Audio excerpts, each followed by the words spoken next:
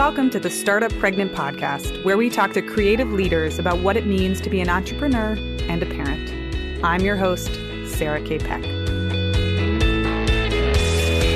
Hey everyone, I wanted to tell you about a contest we are running at Startup Pregnant. So we are doing the series, this 10 Core Values series, and for each mini episode, every day over the next 2 weeks, we are having a contest where you can win lots of amazing prizes. The prizes include one-on-one coaching to business books by amazing women authors to more. There's lots of fabulous goodies. The way you play is like this. At the end of each of these episodes, there is a reflection question for you to think about.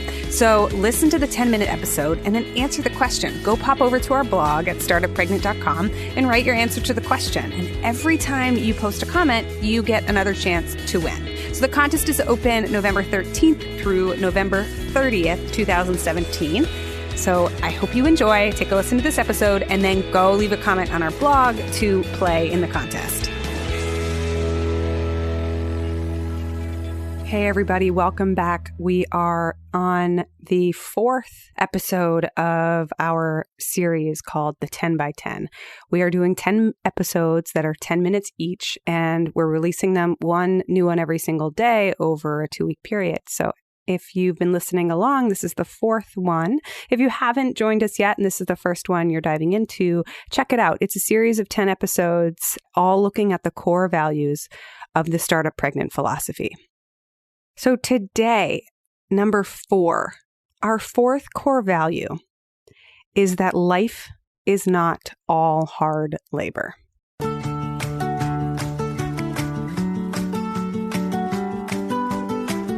Life is not all hard labor. What do I mean by this? Well, this core value is a response to the idea that we should always be engaged in an all-out hustle or sprint. And in my life, in working in the startup world and in talking to so many different people, we've learned that the more you try to do everything as an all-out hustle, the more you realize that life and your body and your physicality have a way of coming back around and saying, actually, there are seasons, there are cycles, and there are times of rest. And one of the greatest analogies that actually lent itself to this understanding was pregnancy itself. So in Startup Pregnant, we look at how pregnancy can be an inspiration to the startup world and how we can actually learn a lot about business by examining these factors of life creation. So in pregnancy, there are distinct phases and changes with deep periods of fatigue, moments of sickness for a lot of people, periods of high energy and excitement, and everything in between. And the first trimester is often characterized by having a lot of fatigue. Many of the people that we've been interviewing talk about just how tiring that first trimester really is. Then when the days come, fast forward through the second trimester, which can be high energy, and then the third trimester where people can really slow down or feel the weight of the size of their body. When the time comes when you're set to deliver, the periods of, and these are important words, the periods of labor and delivery are very specific. When you're laboring, when you go into labor, you begin the process that can take, for some, it can take a couple of hours, and for some, it can take up to a couple of days. There are stories of people who have been in labor for 52 hours, but the laboring process is a very specific and intense process. And then delivery itself is another moment and period. And it represents an intense period of work for the mother who's birthing the child. There are a couple of things about this that I learned from my doula and from interviewing so many women, and it's about what actually happens during these processes and how surprised I was to learn that what's represented in the media and the news, especially in movies, especially in books and our collective images of this, we're going to push, we're going to scream, the baby's going to come. It's high intensity, it's high excitement. This is exactly what it looks like. I realized that there are so many images of labor and delivery that are inaccurate and misrepresentative. In fact, I'll quote the words of my doula when she was talking to me and the birthing coach that we listened to. She said, when labor first starts, settle down, get in bed and have a glass of wine. And I looked at her like Bugs Bunny, like my eyes were popping out. I was just like, what are you saying? I've never heard this advice before. And she shared that a lot of people, they get really amped up and they're like, oh, it's go, go, go time to hustle. We're going to do all of this. We're going to get through it.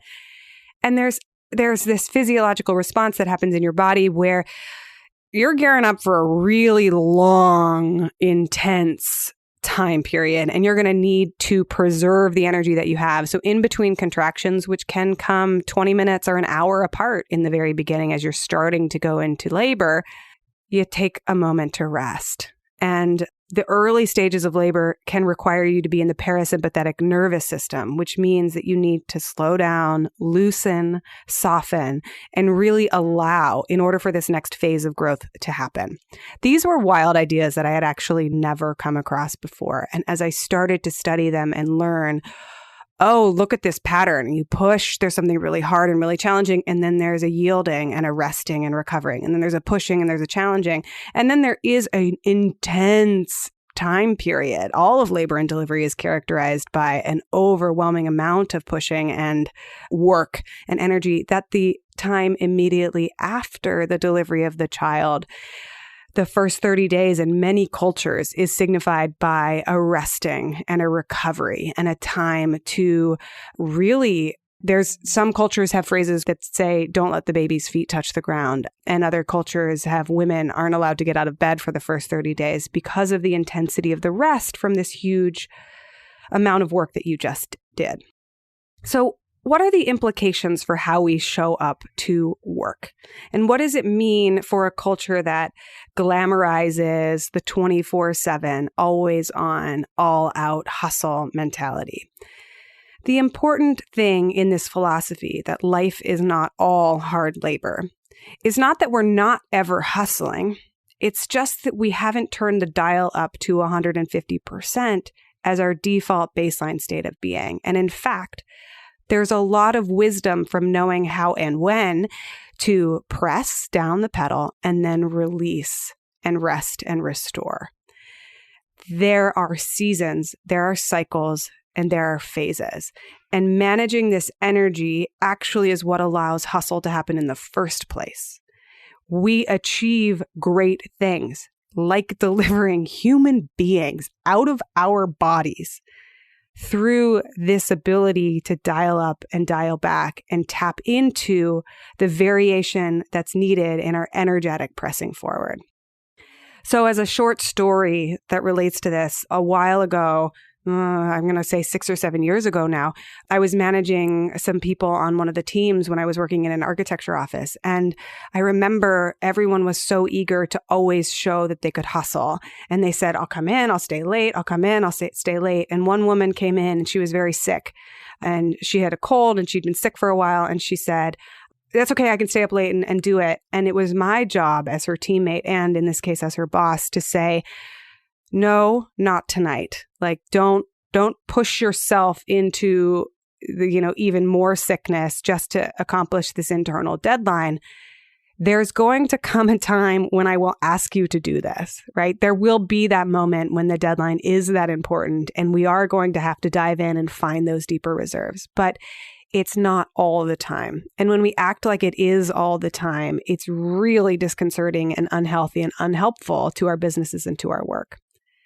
So that philosophy, this idea that life is not all hard labor, does not mean that hard labor doesn't exist. It just doesn't mean that we should be operating our businesses like we're all pushing out babies all the time.